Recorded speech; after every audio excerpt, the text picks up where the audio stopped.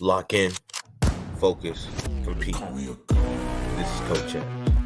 Welcome to Real Talk Concepts.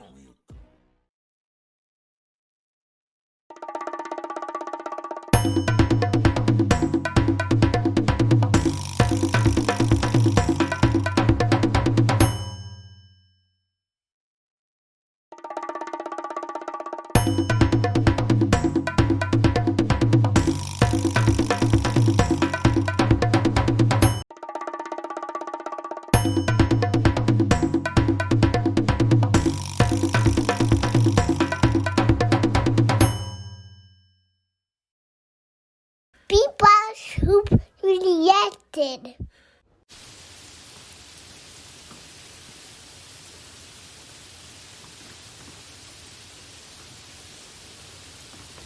Welcome back to another B-Ball Hoop Collective. Thank you for coming back and joining me on this video. I know it's been a while since I recorded the last video. Things are getting a little bit hectic. The season is beginning and we're picking up our practices, working through our presses and our sets. And so I took a quick break just to make sure that, when I sit down and talk with you guys, I'm giving you the best information and I'm also, focused and locked in. All right, so now let's get into it. So, defense, low and wide, and playing pass lanes. So, one of the things that I always emphasize when it comes to defense is to play low and to play wide. As you see in this particular picture here, let's get it right. In this particular picture right here, you see the defender is low and wide. If you're on defense, you always want to be below the offensive man. And the reason why we stay low is so that you have a low center of gravity. That means when the defender moves, you can move quicker laterally in any direction. And one mistake that I see in this picture is that he's looking directly at his chest. You'll want to keep your eyes down toward the waist, the center of the body. No matter how tricky he is with his ball handling or his footwork or his eyes trying to distract you or looking one way, thinking the other direction, wherever he's going to go, those hips have to move the same way. All right. So if you're guarding a guard who's very tricky, very good ball handler, you want to stay locked in on the center of gravity because no matter where he goes, his trunk is the spot that will tell you where he moves. So if he's faking to the right, pivoting right, you don't jump that direction, falling for his pivot or jab step.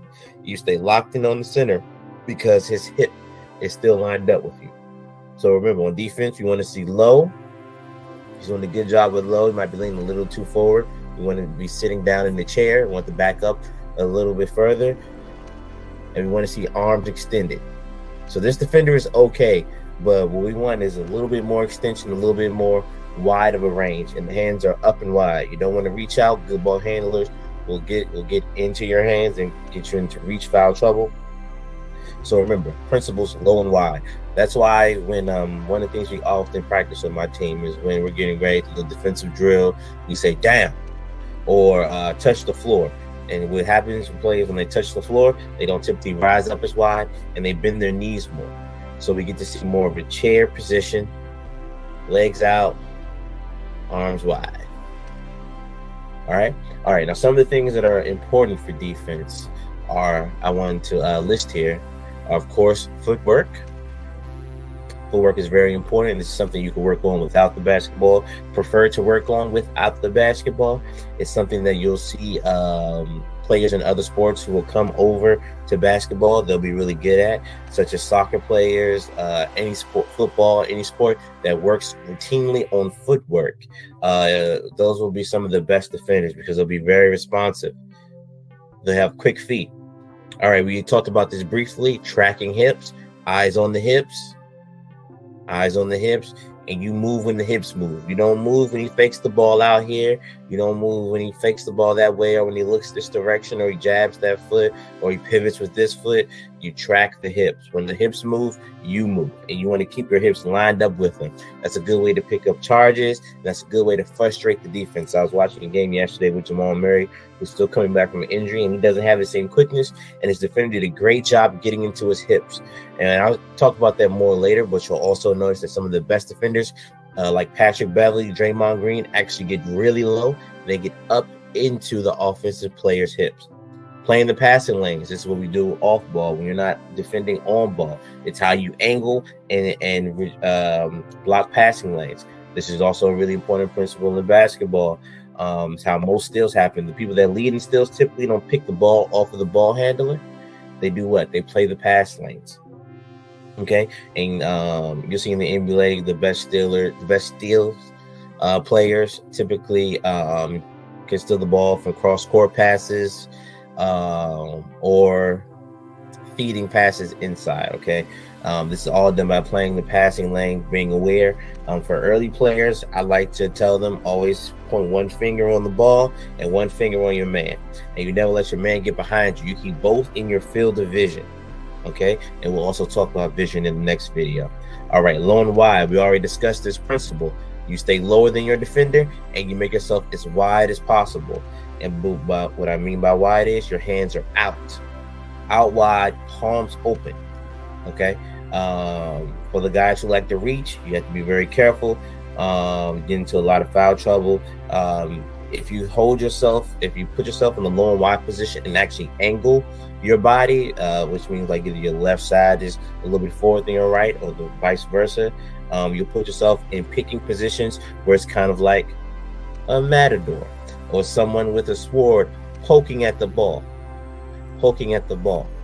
Okay, and don't worry, we'll get into this matador example here in the middle really quickly. It's a really cool principle that I was taught a long time ago, and some of the best defenders use this principle, and I'll show you exactly what it is, and it's more so a mindset that you can take. All right, step and slide. So defenders never leave their feet. All right, we have shot blockers who are good at leaving their feet. They're typically off-ball men who come over, or at the summit, which means the basketball player's gotten to the rim, he's elevated, and he's already in the air, the offensive player, and so you can then jump with him, keeping your verticality. But that's complex, and only certain players need to know those principles. But everybody needs to know the principle of step and slide. And that step and slide is what allows you to keep your defender in front of you and keep your feet on the ground.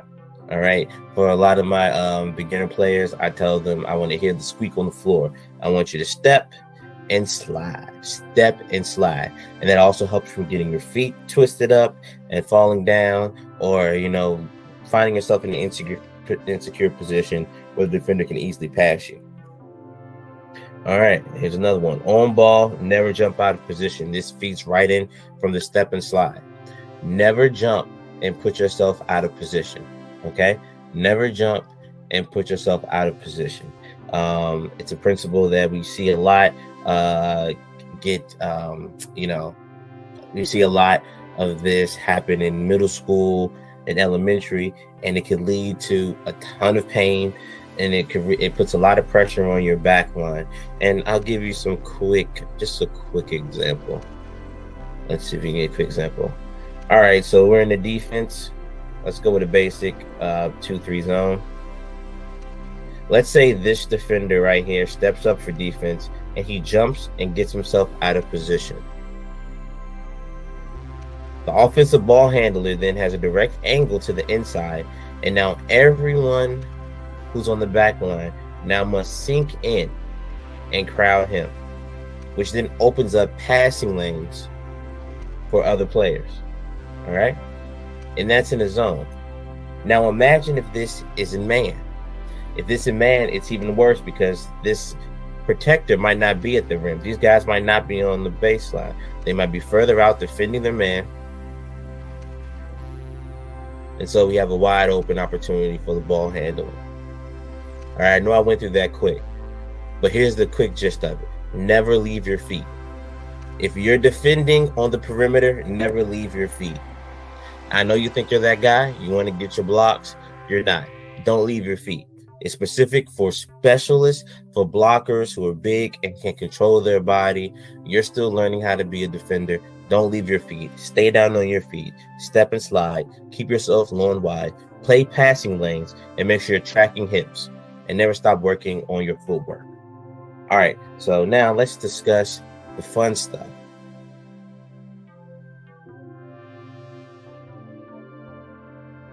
The Matador. All right, give me a second. All right, there we go. Matador. All right, so a couple principles here in the Matador I wanna point out to you. Notice at first that this is the defender. This is the offensive man.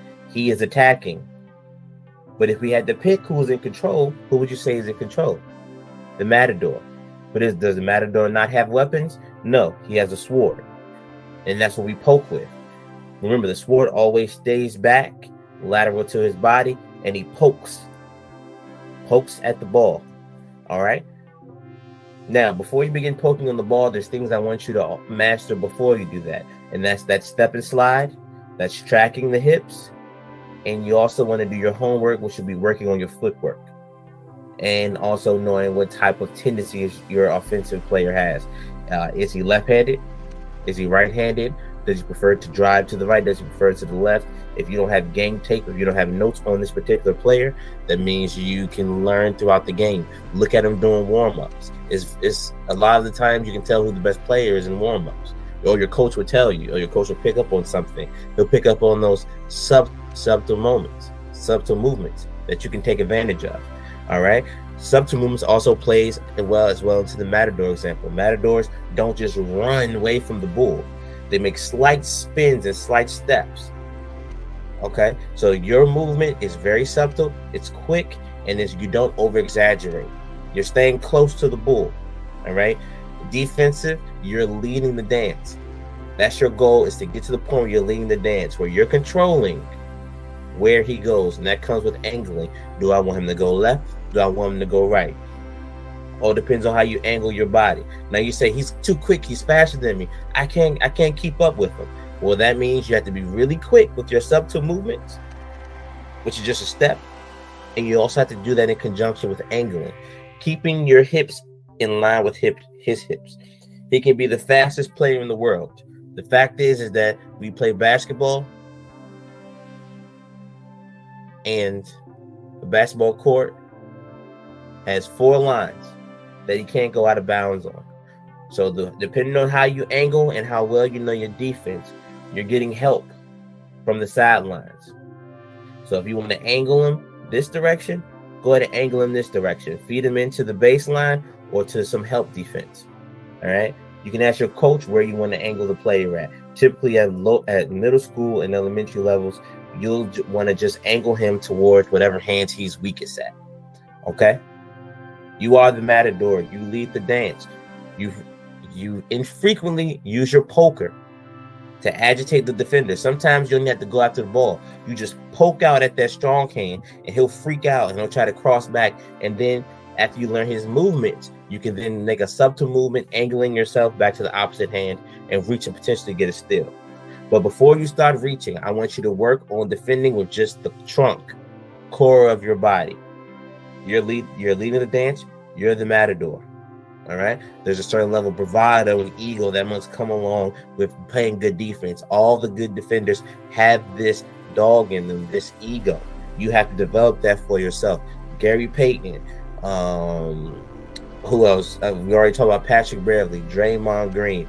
All defenders have an ego. Tim Duncan, he's quiet, but there was a bravado and ego that he had on the floor. He's very well principled. Fingers out wide, low, always tracking the hips, and he knew the offensive player perfectly. He did his homework. He was able to angle his defenders into his strong suits, his length. Stances. How are these stances? So first, let's critique LeBron's stance. All right. Now, LeBron's a very athletic player. So that means that he can get out of a stance like this very quickly. For most people, this is way too low. If Tony Parker makes a move left or right, it's going to take an exaggerated step for him to get out there. This position typically means that what he's trying to do is he's trying to jump wherever Tony Parker is going and go for the block. This, you can get away with this if you're very athletic, but it's not recommended. Okay? It's not recommended to sit this low. You want to be a little bit higher, keep your center of gravity balanced with your hips. You don't want to lean too forward. A player like Tony Parker, who's nowhere near as athletic as LeBron James, can actually angle himself around it. And I don't know what the defensive principles were for this particular play, but you can see a little bit that LeBron is actually angling Tony Parker to go to his left. And as we see, we have help back there with Shane Battier. I can't see this gentleman here, but you can see that there's a bit of angling. So they want him to go to the left. Now, if I believe correctly, Tony Parker is well known for driving left and then doing a drop step spin over his left shoulder to the middle of the paint and shooting with his right hand. So LeBron James will probably angle him, never moving off of that left shoulder. So he's angling him to the left, so he's playing this left shoulder. And so when he comes back, he'll be in position ready to block. All right, we see that the thighs are engaged. He's ready to jump to play. He's probably made a couple shots, and that's why he's locked in like that. All right, let's check out this Xavier guard here. Let's see, he has the wide hands. We like that. But is he low? It's not low enough. Again, he's not low enough. And so a smaller guard will be able to take advantage of this, and he'll be able to maneuver around him. If he gets caught in the pick, if you're not low and the pick comes, you get caught quicker because your full body's getting caught versus your hips and maybe a corner of your leg. So on screens, when you're getting an off-ball screen and you're the defender, you'll see players who are standing high like this typically get stuck longer. All right, and that's probably because the guy who's setting the pick is engaging his entire side versus if you're low, you already you're only going to be getting contact with maybe the hip down. From there, you can step aside a little bit quicker, and you're also more engaged in the play. Let's be honest. If you're low and wide, you're more actively engaged. All right, let's go into this UVA player. I like his defense the best. You see, he's low, he's wide, he's playing the jump shot here. That could be dangerous depending on how good this player is shooting wise. He could shoot up into his arms, potentially getting a foul. But he's alert, so I'm going to trust that this is the principle that the coach has given him. He's angling him to this direction. So as the Matador situation, this will be his red cape right there. Let's have a little fun. Let's give him a red cape right there. Let's make that a little bigger. All right. So that's his red cape. So defense doesn't mean the offensive man can't go anywhere. That's not what I'm saying. I'm saying that you're the Matador, you're leading the dance, you get to decide where he goes. And in this situation, he's giving him clear directions. No, sir, you're not going to shoot. You're not going to cut to your left. You're going to come here to the right where I'm going to feed you into maybe a double team or to your weak side. Okay? And no matter how much this player jabs, we're going to track his hips and we're going to stay engaged with his hips, making sure that if he makes any quick movements to the left, he gets cut off, and we're forcing him to the right. All right? Now, this is the section that we have in every episode where I want you to begin to think about what you're going to do and how you're going to make yourself a better player. What are you going to do to take yourself to that next level? Remember, defense is the quickest way to get yourself into the game. If you're struggling with getting the coach's playing time, getting playing time from the coach, you're sitting on the bench, it starts in practice. It starts with defensive intensity. If you show that you're willing to sacrifice your body, you're willing to work hard, hustle for loose balls, play disciplined defense, the coach will find minutes for you. All right. There's only so many shots on the court. It takes a while for us to build up our offensive skills. It takes us longer than defense. Defense is more so effort, especially at early levels, early playing levels. So you're in the gym, you want to work on your defensive game. If it's a pickup game, work on your principles. Don't slack off just because it's not an actual game. Work on the principles. Angle your offensive man, play him tight. Show some pride, get into his body. I would say about 50, let's say about 40% of NBA players got there because they played defense. PJ Tucker is not a great offensive player. He's undersized. He doesn't have necessarily quick feet. Nothing athletically explodes off the page. But he's an incredibly intelligent defensive player who has shown the ability to have a quick memory. That means he forgets. So that means he can engage every play anew, playing every single possession anew. And he shows that he has a motor and he has that dog in him where he's willing to get into you. All right. A defender knows that eventually you're going to get scored on. Great offense will always be great defense. But there's not too many great offenses out there. So if you can be a great defender, you can lead your team to victory. You can get more minutes. And If you want to get more points, you'll be on the court more. So, of course, you'll get more scoring opportunities as well. But if you're having a hard time getting in the game, you're not the go-to offensive option. Defense is where you make your biggest strides and your biggest improvements on the floor. All right? So now we're in that gym. Let's come back. So now we're in that gym. I want you to close your eyes and to picture yourself in whatever court you typically play on. Tell yourself, I want to get better at defense. And I want you to model in your brain, imagine what type of defensive player you want to be. And then I want you to work yourself backwards into what skills that particular player has to be a good defender. Does he have quick feet? Is he low? Does he keep his hands wide? Is he focused on the defender? Is he talkative? Does he communicate with the rest of his team? Is he engaged in the offensive player hips? Is he a matador? In the gym, in order to get better, you can open your eyes. In the gym, in order to get better at defense, it's all about effort and ego. Anytime you play 23, 1-on-1, 2-on-2, any game where it's you versus someone else, work on your defensive principles. Work on having quick feet. If you don't have a basketball, do leg drills. All right, and I'll quickly try to show you what that is. It's where you hop on one foot and you try to keep your foot as close to the line as possible. You go all the way up, go across the foul line, and work your way back with one foot. Do one with each leg. And then you can do 2 feet, jumping back and forth, trying to keep it as tight as possible. When you first start to do it, you're going to feel silly.